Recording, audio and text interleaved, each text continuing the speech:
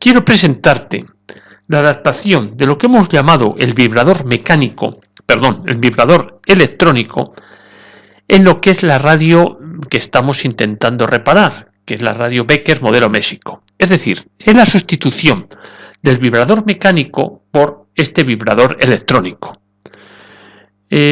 Antes de ver este vídeo, te recomiendo que veas el que figura escrito en la parte inferior de la pantalla, que es justo el que describe cómo funciona este vibrador electrónico. Como puedes ver, meterlo en el circuito es muy sencillo. Digamos, desde el punto 7, el mismo punto de donde va metido el vibrador mecánico, punto 7, sacó la alimentación positiva, y luego de los puntos 1 y 3 va a los contactos, mientras, va a donde en este caso que es la salida de los colectores de los transistores, y el punto 2 es la masa. Bien, es la sustitución de ese vibrador mecánico por este circuito que ya lo estudiamos, que está constituido por una base de tiempos que lo genera el 4047 y unos transistores de Darlington que trabajan en corte y saturación, de tal forma que estamos metiendo impulsos de una frecuencia de 115-116 hercios y una amplitud, y ahí quiero remarcar, una amplitud que verás que cuando lo estábamos poniendo con una carga resistiva, pues la amplitud era la máxima que podía tener de recorrido, ¿no? De 12 a 0. Por eso te doy este dato. Mira, me daba muchos problemas el hecho de poner la fuente. Es decir, cuando hacía todo el montaje, el fusible de la fuente se me iba. No se me llega a ir el fusible porque le puse un hilo muy fino a la salida de la fuente para no cambiar el fusible, pero se iba. Las pruebas que hice fue quitarle la carga. Es decir, incluso antes del puente de diodos, yo lo desconecté. La salida del secundario del transformador lo tenía desconectado y seguía fundiendo. Ante esas dudas, lo que hice fue volver a hacer la estructura, le puse las resistencias, es decir, que está funcionando como en el vídeo que tú conoces, es decir, sin carga. Bueno, ahora ya no hay problema, le he quitado la carga y lo que quiero ver en este momento es la señal que tengo. Es decir, que ya digo, en este momento no tengo metido ni siquiera el transformador y la señal, todavía el vibrador estaba funcionando. Luego, bueno, por lo menos estoy en las mismas condiciones de cómo empecé. Bueno, quitada los diodos, ya lo único que me quedaba, digamos, en la zona del secundario es ese condensador que estás viendo en el esquema. Dije, bueno, voy a ver físicamente dónde está. Es ese gris que puedes ver ahí al fondo. Dije, voy a ver cómo es este condensador. Y lógicamente ese condensador gris estaba fugado, estaba en corto. Entonces fue cambiarlo y ya por lo menos no se me va el fusible de la fuente. ¿Ves? Ahí aguanta. Tengo todo conectado. Tengo conectado lo que es ya el vibrador electrónico a la radio y los 12 voltios se mantienen. ¿Y por qué se mantienen? Pues se mantienen porque yo ya lo que he hecho es desoldar una de las patas de ese condensador. Si ves con detalle, puedes ver que no termina en nada, el condensador está al aire. Bueno, se cambió el condensador y lógicamente esto ya empezó a funcionar. Como puedes ver, bueno, yo no sé si es... No, todavía no cambió el condensador, Ahí me parece que lo tengo funcionando sin el condensador. La tensión tengo 195, tanto en el instrumento analógico como en el digital. Entonces me fui a ver los impulsos. Y podrás ver que los impulsos ya no son de 12 voltios, los impulsos son de 25 voltios, porque ya estoy en escala de 10 voltios por división. Es decir, ese transformador, por lo que sea, y estoy mirando la señal, la estoy mirando entre el positivo y en cada uno de los, digamos, contactos que tiene este vibrador electrónico.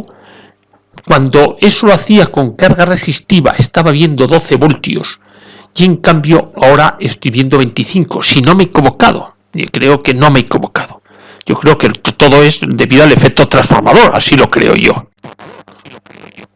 Mira, ahora he cambiado de escala, uno lo tengo en la escala de 5 voltios por división y otro lo tengo en la escala de 10 voltios por división. Lo único, bueno, era por ver con más detalle, simplemente para cerciorarme de una cosa que me resulta extraña. Me resulta extraña, pero que sí acontece.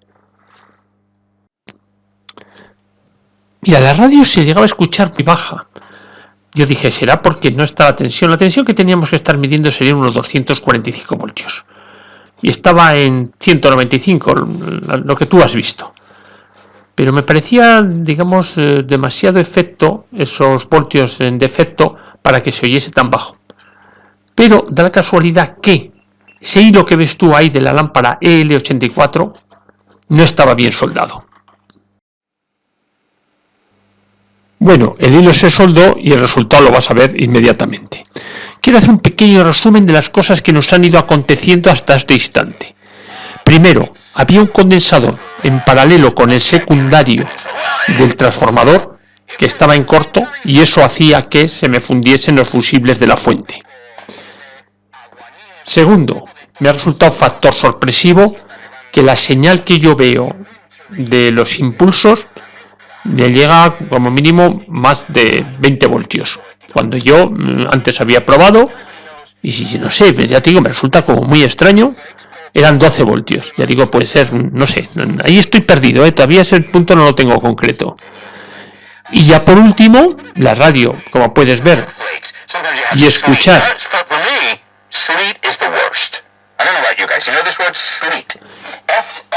está funcionando más o menos bien, pero está funcionando, los impulsos trabajando, pero todavía tenemos muchas cosas que ver por delante. Vemos cómo el comportamiento de la sintonía automática sigue sin estar bien ajustado. Nosotros vimos que había dificultad cuando la tensión de alimentación era inferior a 235 voltios. En este momento tengo 200 o 195. Puede ser por eso, pero bueno. Otra secuencia de vídeo en la cual se manifiesta que la sintonía automática no va bien. No va bien y es muy crítica. Eso yo ya lo he visto. Y además terminamos un vídeo diciendo que su comportamiento era aleatorio y tenemos que llegar, por supuesto, a intentar a un comportamiento determinístico. No puede ser que cualquier cambio de tensión, cualquier circunstancia haga que se pare o que no se pare. Entonces sí que es verdad que el botón de pulsar ese sí va bien y actúa el relé, pero su desactuación no está de acuerdo a que haya una señal de emisora. O sea que esto todavía exige tiempo. Puedes escuchar que como radio no va mal. Su sonido es bastante limpio, su volumen no es muy alto, pero no va mal.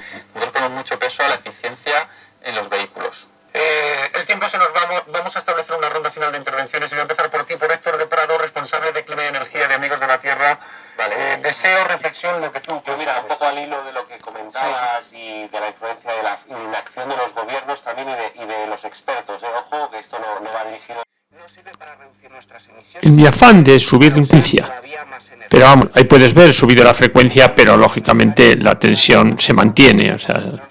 Ahí has visto 215 porque era al principio, luego tiene más consumo y gasta más y se bajó a los 200, 195. Aquí quiero que veas cuál era el estado del condensador que estaba en paralelo con el secundario. Era un condensador de 50K, sí, de bastantes voltios. Ten en cuenta que ahí hay transitorios, por eso se necesitan fuertes voltios. Y además, independiente de que ahí, bueno, ya hay tensión fuerte.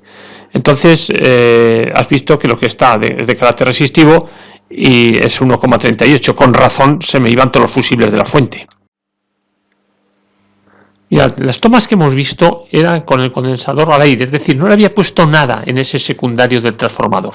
Ahora ya le he puesto un condensador, de 80, alrededor de 80K y de 1500 voltios. Luego te lo enseñaré. Y la única diferencia que puedes ver en cuanto a tensión de salida es casi igual, 194, 195, pero sí que si miramos en la parte del primario del transformador, porque yo el osciloscopio lo he puesto en donde van los contactos de lo que es el vibrador mecánico, puedes ver que se genera como un impulso. Es curioso, ¿no? Antes lo veíamos perfecto y en cambio ahora por el hecho de poner una carga capacitiva en el secundario del transformador se refleja en primario como un pequeño impulso. Ahí puedes ver el transformador.